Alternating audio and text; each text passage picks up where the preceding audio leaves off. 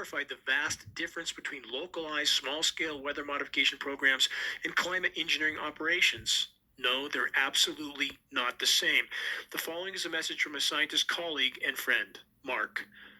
Dane, he states, in relation to our conversation, I'd like to clarify a few points. I have to explain to friends and colleagues that cloud seeding is routinely carried out in the US and many countries around the world, but is localized and nothing like the near daily, near global spraying operations, as you point out. Another crucial difference is that cloud seeding with silver iodide must be sprayed into existing clouds to cause rain or other precipitation, what is called tropospheric aerosol engineering. TAG acronym involves spraying material like coal fly ash as a base material into areas where clouds can form, thus virtually making clouds. In addition to being cheap and abundant, hundreds of millions of tons of coal fly ash is produced globally every single year, and the right-sized particles, nanoparticles, are in coal fly ash, which has the ability to make clouds, and clouds that can be manipulated by specific electromagnetic frequencies, which, for the record, are also very harmful. Mark continues, the powers that be have known this for a very long time, but only recently have these properties of CFA been documented in the scientific literature. Final statement from Mark. And again, he's a scientist, state scientist, recently retired, and a friend.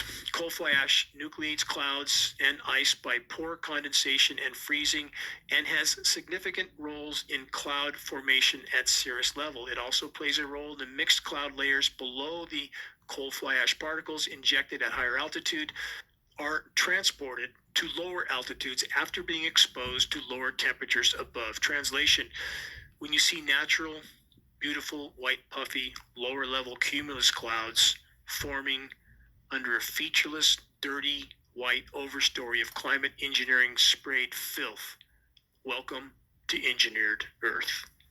You're listening to the weekly installment of Global Alert News, the Bad News Broadcast, installment number 500, March 8th, 2025. Number 500. 500 weeks in a row for the Global Alert News on-air radio broadcast, at times on as many as 28 stations around the country, all paid for out of pocket. No commercials, no politics. I've never missed a week. I will press on. I will do my best to sound the alarm for as long as I can.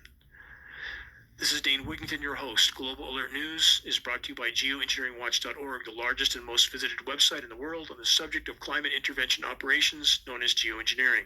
Global Alert News is aired on a number of AM/FM stations around the country. As I stated, if any radio station near you is willing to air the GAN broadcast in order to inform their listeners of what Matrix Media won't mention, have them contact us at admin@geoengineeringwatch.org.